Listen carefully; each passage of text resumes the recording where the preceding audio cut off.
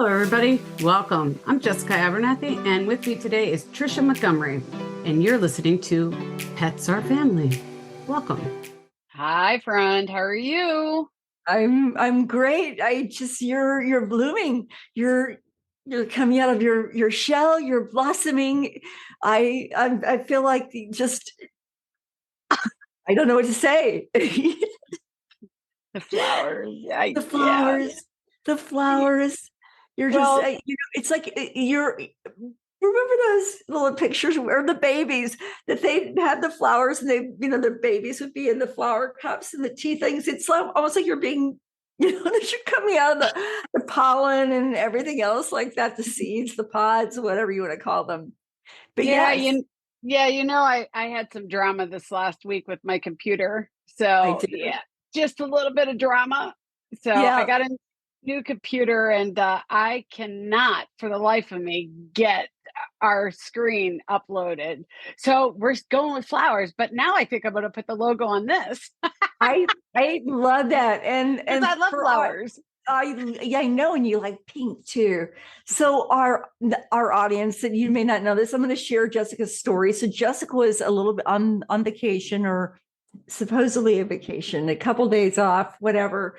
And what happened, Jessica, to you on your way? Because I think that our audience can relate to your story, because you had a couple of issues just trying to get out of Chicago and on vacation. Yeah, well, I wouldn't call it vacation, but I was working remote from another city. Let's go that route. Well, that's all. Okay. We can say that. Yeah, that's Anyway, the story I'm sticking with. I'm doing that too. Yeah. yeah. Well, I wound up working via iPad, the whole week basically. But yeah, so I was sitting at the airport after two of my flights had already canceled before 7 a.m. And I was working on my laptop. At the airport now, they have like little countertops where you can sit there and work away all nice and quietly. And Right. some lovely lady, we're just going to call her Karen because I want to keep this kid friendly.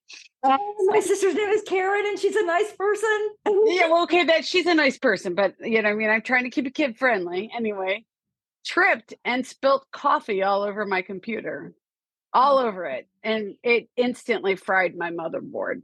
So my computer was instantly fried. Why didn't you go running after her, Jessica? I want to know this. Because I was trying to save my computer. I was trying to get it. So I thought if I could get it off, dried off fast enough, it wouldn't ruin it. But no, I was wrong. What else were you wearing on your foot, Jessica? Well, I have a broken ankle. So hop along here would have been like, down the running, So that would have been a sight for sore eyes, So hop along. I wish you could plan though. I wish I would have had like a camera that I could have seen what was going on. I think that would have been funny. Yeah. So needless to say, on my journeys of, when I was only supposed to be a 3-hour or 4-hour flight, with one connector, wound up being like, I wound up landing in a city that I wasn't going to, wound up going to another city that I wasn't supposed to go to. We got diverted. We aborted our landing, I did it all. And I'm an ex-airline employee, I worked with airlines for years.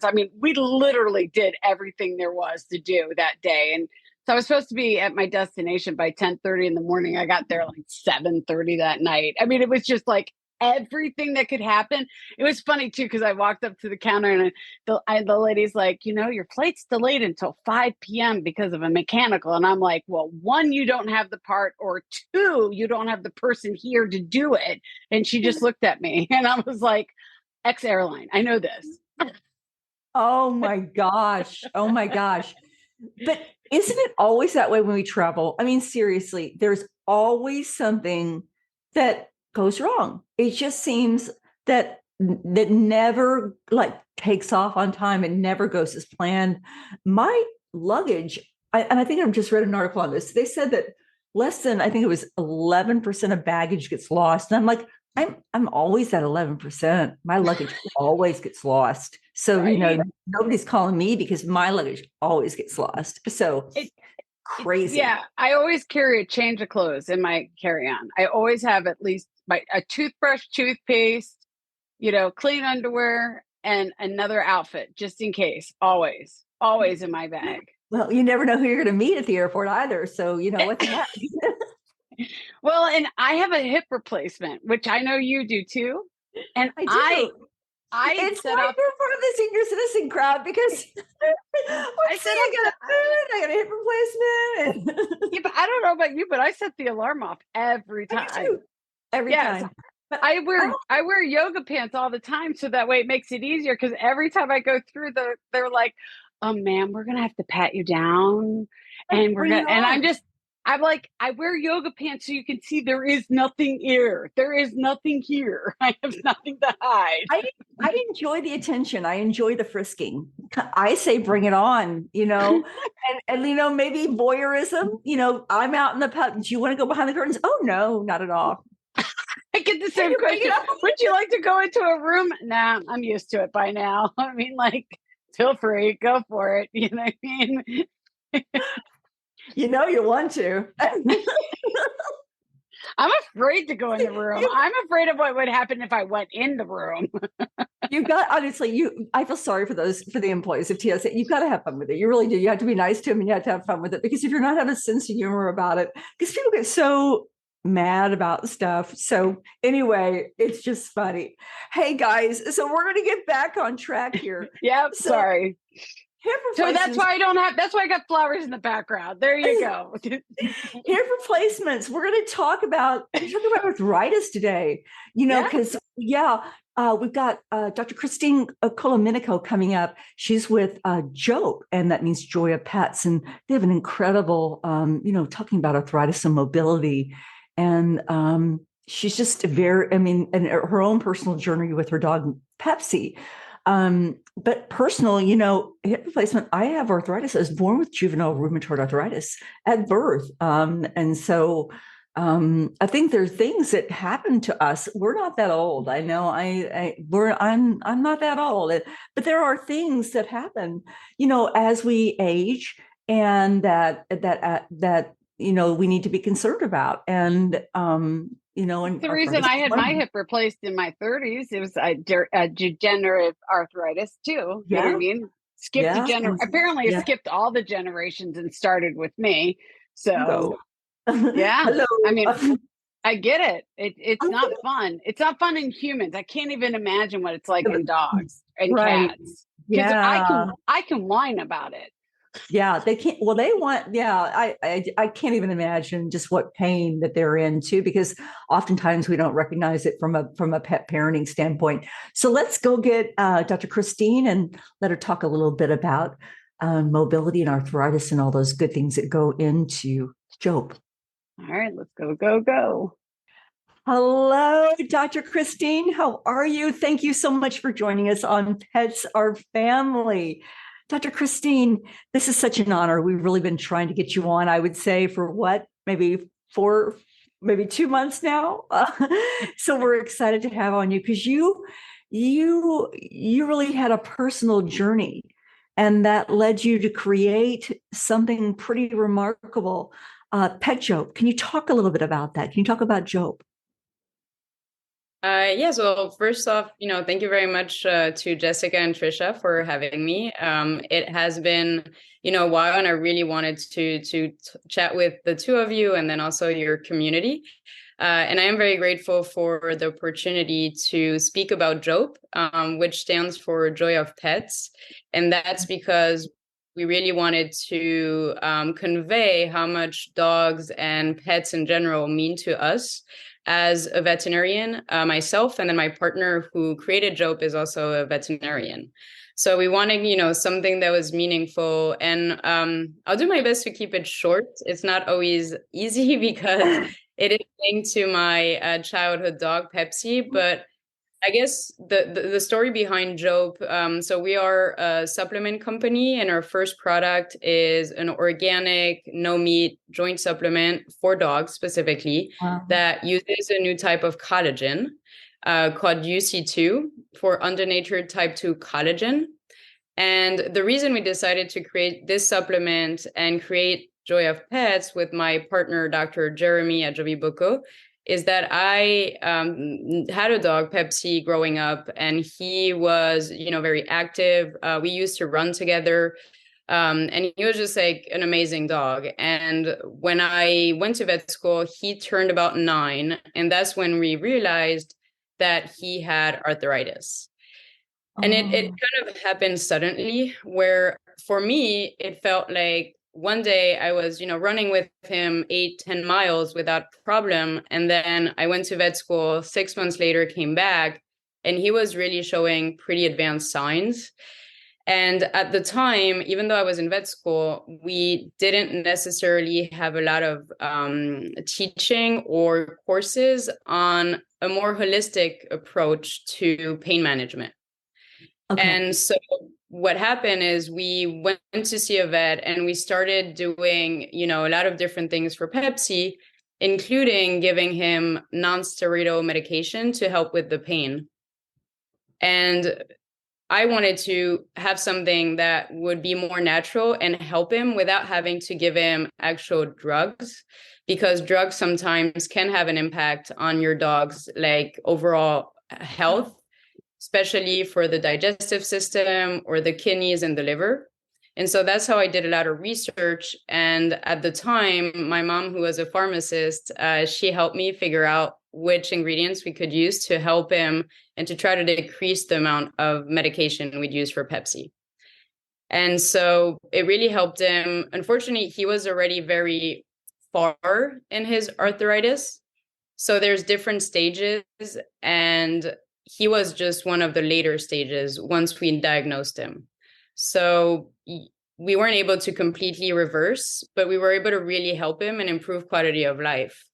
And so that always stayed with me. And that's the reason 10 years later, when I saw that the supplements in the industry hadn't changed a lot, I decided that I wanted to create a supplement that had effective ingredients, was organic, and could help dogs with mobility issues. Wow. Isn't That's a it story. Yeah, it is. But Jessica, isn't it, and Dr. Christine, isn't it interesting how our own life experiences that lead us to create something, whether it's ourselves or our pets, whatever, that lead us down this path of a beautiful journey in helping others, right? Yeah, I agree. It's, Yeah. I mean, it's when you realize, the struggles that you can go through. And I feel nowadays, because your pets are family, like it's Yeah. true, they're really a part of us. When they struggle, you end up struggling. And also it's, for people, I think it's good to remember that even as a veterinarian, like my path to helping Pepsi wasn't a straightforward one. Like I was in vet school and I was, having access to all the knowledge that I was building, Right. but yet I needed my own journey to be able to help him in a way that I thought made sense using natural ingredients. Yeah. Did you ever feel helpless at one point? I'm a veterinarian and I've got my dog. What do I do? Did you ever at one point go, that kind of that helpless feeling? Did you ever feel that way? Oh yeah. Okay. I really did. And that's the reason, like, I did so much research. I mean, I gave you the kind of the short story, but it took a lot of mobilizing family, friends, veterinarians, talking to people in the industry to just really try to help him. And I think that was almost the hardest struggle, is feeling like I should know, and yet I wasn't able to really make a difference, at least not immediately. Like it took us months with my mom. And she was like instrumental because, I was in vet school and she was also with him all the time. And I got to see the impact that arthritis can have on dogs and on family, because at some point he was a pretty like big dog, probably, 50 pounds. And so when he Right. couldn't go up the stairs anymore, we had to sleep like on the floor with him in the living room Oh, downstairs. oh So God. yeah, it's it wasn't easy at all. But I think you it's know, also I think it's also interesting from the fact that you become veterinarians because of your love for animals and your desire and the want to help them. But then you have to go away to school and those animals are taken away from you. I think that's sometimes when you look at the veterinary profession and you look at, the things that affect the veterinary profession, which it can be depression or anxiety, that those stabilizing factors that have helped us and kept us, and the reason why we go in, are suddenly removed from us. Do you agree with that? I think that's a very good observation, Trisha. And I'm guessing it's not your first time talking to veterinarians about, their unexpected life journey and struggles. And it's very accurate. I think, what is also very hard is because I think most veterinarians will agree that it is not a job, but a career of passion, where we go into it because we really care about helping animals and people, but we don't realize all the emotional component to it either. And, the life and death sometime that we need to deal with, sometime having to euthanize, and then also caring for dogs for their whole lives, which end up becoming a part of you too, and the families. And you become very intertwined with, emotions and people, and we're not always taught how to handle it. And like you said, for me, I'm a vet. I always wanted to be a vet since I was like 3 years old.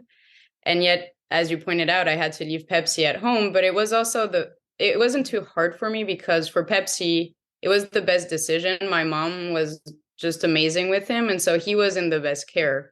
So I felt very comfortable with that. And I think that's what matters, is knowing, you're doing the right thing by them, always putting their need first versus your own desire to be with them, because sometimes it's just not compatible, unfortunately.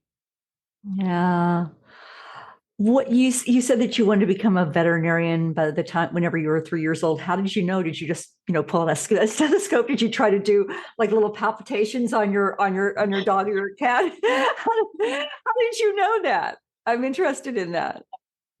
I just remember all the Disneys and wanting to always help the animals. Like I could never watch Rocks and Rookie, I think is the name, right? Of the it's the how do you call them in English? Sorry, I'm blinking.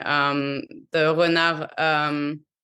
The television the stories or Disney. Okay, the cartoon. No, Disney. Yeah, cartoon Disney, Rocks and Rookie, right? Yes. It's okay. The dog and the why am I blinking? I'm forgetting the name in English, but in French it's renard.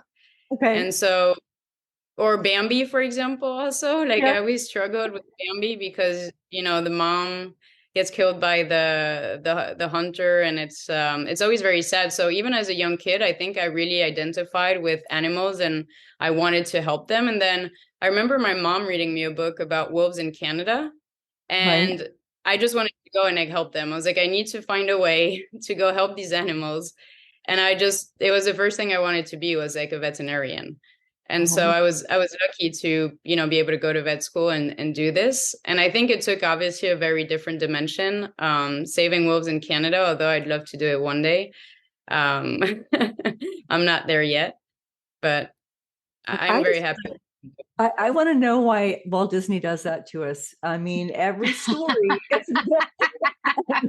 every story. It's life lessons. I think that's what it is. I think I personally think Disney is trying to teach children at a very young age how to deal with big adult issues. Really, if you think about it, you know what I mean? I really do. I think Disney is taking parenting away from all of us, and they're teaching kids life lessons that we don't want to teach them. That's a good way to phrase it. I would say that. Dr. Christine, a question for you. So you talk about mobility and arthritis. What do you think the number one issue for pet parents is? And what are some signs that they may need to know?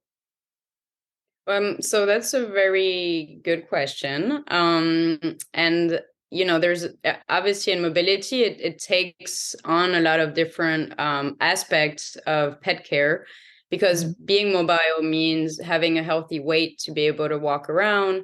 It means being able to actually walk and move and, you know, just do simple things like eat, go to the bathroom, go outside. I think the number, and you know, I had that happen to me, is when everything seems fine and your dog is happy and young and active, you just think, oh, you know, they're going to be fine right now. They don't have anything going on. If I don't see it, it means nothing is happening. Right. But what happens with arthritis, or, you know, when your dog has a mobility issue down the road, is that it actually is insidious. It starts very early, and you don't necessarily notice the changes until it's almost too late.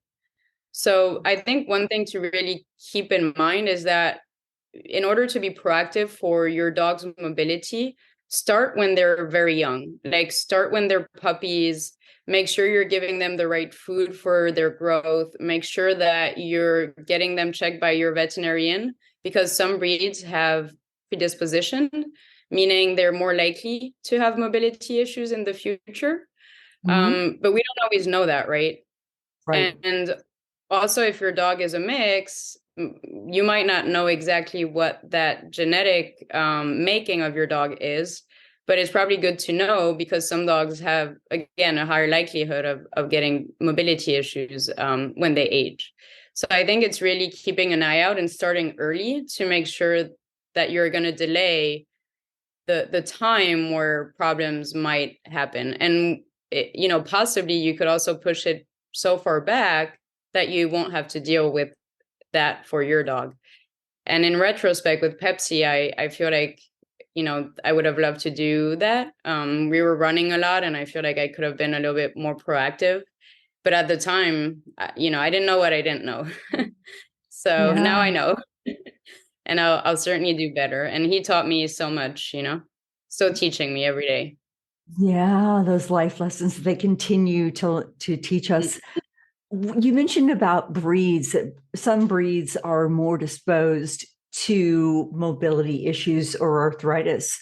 And what are the top breeds that may experience more mobility issues for our pet parenting audience? What are those breeds that they may need to know?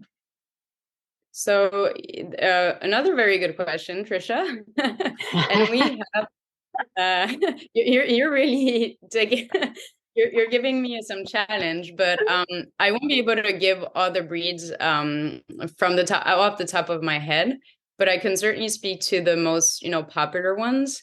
And then also on our website, we have a lot of articles because we want to be a resource. So we're trying to educate pet parents about mobility in general, not just about supplements, which is the category we are focused on.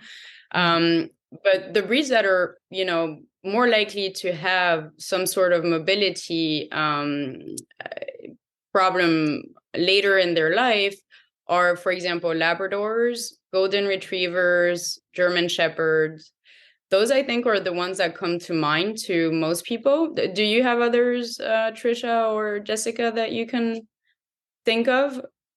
I was gonna say I grew up with Old English sheepdogs, and my sister has Newfoundlands, so I'm thinking they both do, just because they're the large breeds with the hip dysplasia. So you know what I mean. So I figured they probably do, but you know, they always get rickety. I think also you mentioned something about that you know, that Jessica and I both know well, and that's obesity, and from the human side of it, because think about the amount of weight that you're putting as a human on your knees when you're, you know, 10 pounds overweight, 5 pounds overweight, whatever it is. Think about our animals, and as the crisis for obesity continues within animal health right now, I think it was, 57% of all dogs are obese, according to the American Association of Pet Obesity Prevention and Dr. Ernie Ward. And then also, I think 60.1% of cats. So knowing that information and obesity, I think that has a lot to do with it, because if our animals are obese, Dr. Christine, do you feel that that's going to increase their chances for arthritis, or is it going to cause more arthritis? So it certainly will. What happens when a dog is, obese or overweight even, is that you're increasing the daily pressure that they need to put on their joints in order to move around. And so if you're not controlling the weight, you're basically multiplying by 5, 10, 15, 20 the total weight they need to put on their joints daily. And when you think about how active dogs are, you can understand how that added weight and pressure can really create like friction within the joint that is not healthy. And so that is definitely contributing to it. So, and that's what we call secondary arthritis, meaning it comes because of another problem, which is in this instance, weight management. And for the other breeds that can have, joint issues, actually, Newfound hounds is how you say it in English, right? They're the number one for Newfoundland's hound. Yes, they're actually very high on the list of dogs with hip and elbow dysplasia. And then you also have the Rottweilers and Dachshunds and a few others too that are not necessarily as well known. So that's really what we want to try to make sure people understand, that it's not just the older senior dogs that are concerned, it's also the younger ones. And obesity is definitely something you want to watch out for, because that can lead to all kind of health issues for your dog. And a lot of visits to the vet. Yeah. And I think also when you think about the impact, and that was so interesting about doxies and not, and thinking about arthritis in them, probably because just think about that. But also from the standpoint of the impact that then dogs go, the front feet first, do you find that there's more happening within their front paws versus their back because they're putting more impact? Is that at all a factor? I don't know. I was just thinking about that. I'm like, I wonder if they get,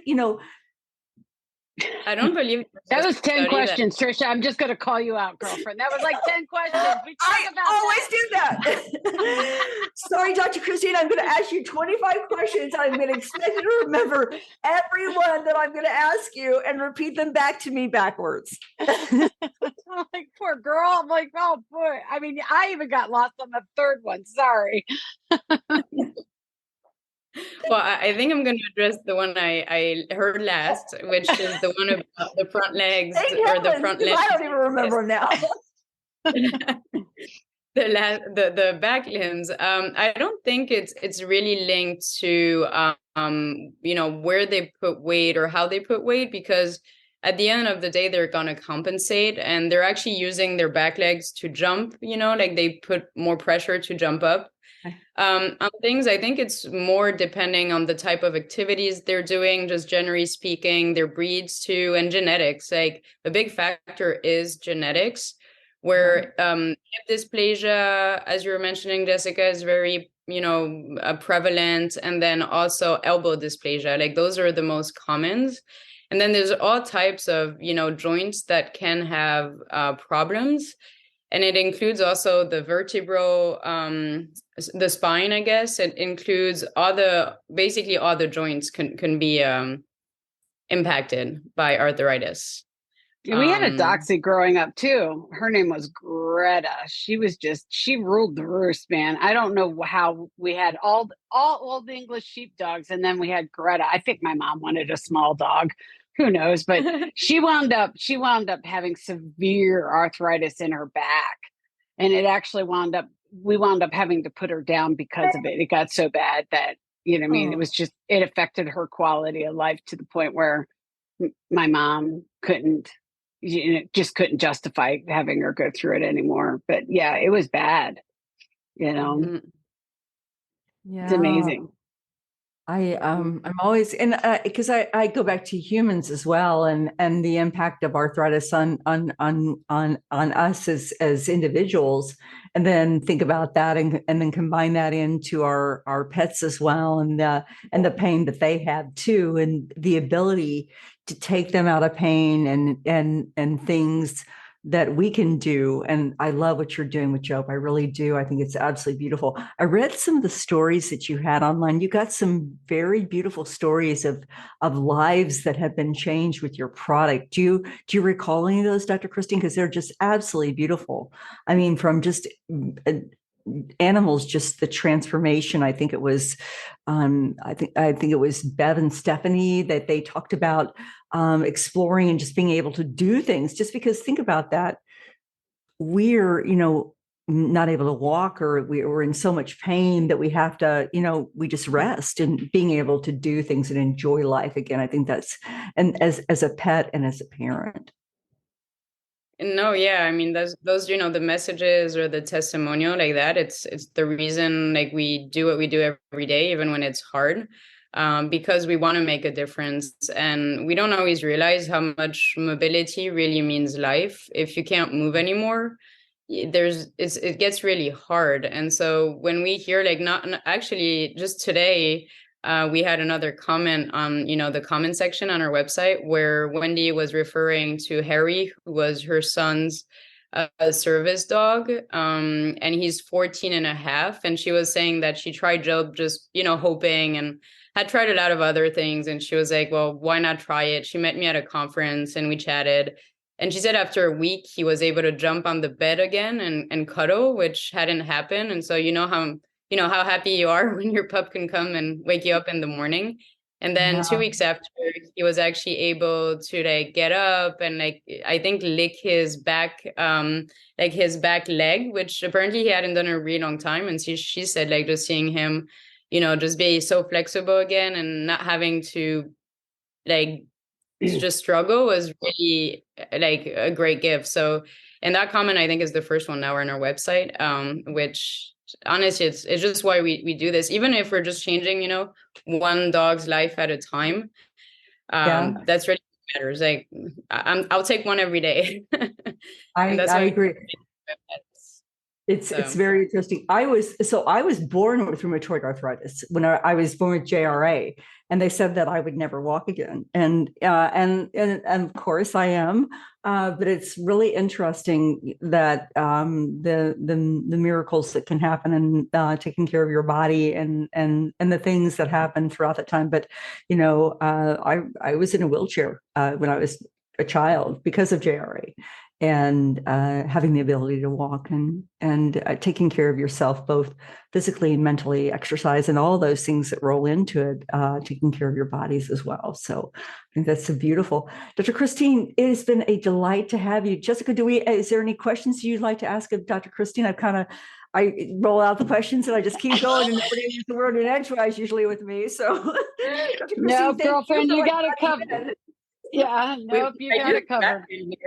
I have a puppy here if you want it. I could do a demo of her. We love to see puppies. We always love to see them. Yes, that'd be amazing. He's a little bit of a more senior pup, but let's see if he's gonna come. He does have actually arthritis, so his name is Batman.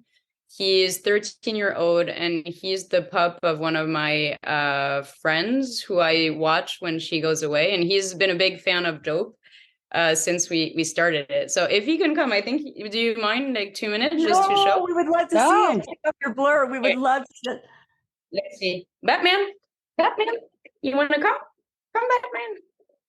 Oh, yay, he's here. Do you want to say hi, Batman? Hi, Batman. Hello. Oh, hello. Look, Batman, this way. He's shy. I'm looking at the food. Oh. You paw? Do you paw? No, he just stares. Please. But he's so cute, right? Hey, buddy. We're sharing Batman. Oh my gosh. Dr. Christine. Yeah, oh gosh. How can our audience get a hold of you if they have any questions and they wanted to contact you for more information? How can they get a hold of you? So they can visit our website. It's petjope.com. So petjope.com. And we have a contact form, which actually goes straight to me since we are a 2-person operation. They can also email me, and my email is Christine, so my first name, @petjope.com too. with any questions or comments. And if they did listen to this podcast and they wanted to order, we give them also, a family thank you discount, and we can answer any question. Like, we love getting to know the dogs and the people who care for them, their pet parents. So just email us and ask any question. We always want to try to help, even though, obviously we don't replace a veterinarian's advice. But if there's something we can help you with, like, please let us know. That's why we started JOPE. I love that. Last question for you, Dr. Christine. How do you make your pets feel like family? So I think that was actually a really good, it's a very good question. I was thinking about that because there's so many ways I think that you can do it, depending on, who you are, where you live, or, what your values are. But for me, I think it's really about putting them at the center of their needs. And so doing what's best for them. Again, it's like Pepsi, it's really like, what would I want if I were in their shoes? And like, how can I give them what they need every day? So, taking them out for a walk, making sure, they have a comfy bed, making sure they have food they enjoy, choosing, a veterinarian who they like to go see, for example, just making sure they're happy. And I think when you're a pet parent, you really know your pet very well. And so I think you can tell how you can make them happy. And so I think for me, it's like every day, just making sure you're putting their needs sometime in front of yours, just to make sure they're happy. Oh, Dr. Christine, it was our honor to have you. Really, we loved having you, and I'm so glad that we were able to finally coordinate schedules. And I say this for many, but you can spend your time with anyone, and we really appreciate you spending your afternoon with us. And thank you so much for joining us on Pets or Family. It was a joy to have you. Thank you. Thank you both. I really appreciate it. Bye-bye. Thank you. Well, there you go. So they found something that they can take to help them out. I want one of those pills. You know what I mean? Because the older I get, the creakier I get. You know what I mean? And my joints hurt. You know what I mean? And unfortunately, I get metal put into my body for every joint that hurts me. So Oh my God. I just find it fascinating. And Pepsi, every time she said that her dog's name Pepsi, I was just like, all I could hear is the, and I'm pretty sure that's a Coke commercial, but I could just hear it in my head. But no, I think it's awesome what they're doing. And I think there's so many people that can benefit from that. Yeah, I think so. And that dog Batman at the end was so cute. Right? That is so adorable. But when you also think about the personal journeys that she went on, and being a veterinarian, coming, she left Pepsi when he was healthy and running around, and she comes back whatever time later, 6 months later, and the dog's changed. And being a veterinarian and not having all the answers, and what do you do? And that feeling of helplessness that I've got to make a difference, but what do I do? It's kind of I, as a pet parent without an NDA or an MD behind my name, you know what I mean? PVM. Yeah, that too. Yeah, I have no letters, none. There is not a letter behind my name. Okay, let's go that route. I'm going to add some letters to your name. Yeah. Our next set, I will add letters. I was going to say, I'm not sure what we're going to add, but there's no letters behind my name. And for her that has letters behind her name to even say, I didn't know what to do. You know what I mean? And this is her profession. Yeah. I mean, it's kind of, I thought it was humbling of her. You know what I mean? Just to be like, I'm going through school and my dog is suffering, and I'm absorbing all the knowledge, and I'm working with people that know this. You know what I mean? And I found that very fascinating personally, because I mean, she's working with people that know all this, and she's struggling to find the right thing. Yeah. I think it's in a journey that more often than not, we don't realize. And then all of a sudden it's like, okay, I've got to figure this out myself. And I think many companies get started that way or products get started that way because I want to figure this out. This is impacting my life now. This is impacting a dog or a cat that I love. Or a human that I love. That so many things come from that. So I thought that was very interesting. And you're right. It is humbling just saying, I don't know. I don't have all the answers. What do we do now? Where do we go now? And then to create something like that from an entrepreneur's standpoint, and just absolutely wonderful to do that. Yeah. Yeah. I just enjoyed her a lot. So I think it was great. So Yeah. awesome. I think it was great. So, well, I highly recommend every pet parent to go check it out. I mean, and you can't start them too early. You know what I mean? The earlier you start them, the better off you're more than likely you're going to be. So, and ask, you know what I mean? So, get on there, find out the information. Let's get them going. Go. Let's do that. I think, and then she's going to offer a discount for our members and for the podcast listeners as well. And then Jessica, I bet if you called her, she would send some free samples to you, and then you can start taking them and you can share and let me know, or we can maybe share a sample or something like that. How about I give it to Teddy or Bin Laden? How's that? That's a great idea. Personally, no. I'll give it to Teddy and Bin Laden. How's that? I'll test it on those two. I think that's a great idea. That's a great idea. It is I don't know why you always want me to test things out, you know? You try it first. You go first. That's going to be that's what my letters are going to be. Test dummy. TD. Yeah, TD, test dummy. Oh my gosh. Jessica, it has been a delight as usual. We have fun when we do this. We are you, and we keep telling you guys that, but we had the best time when we were doing this. We so enjoy this.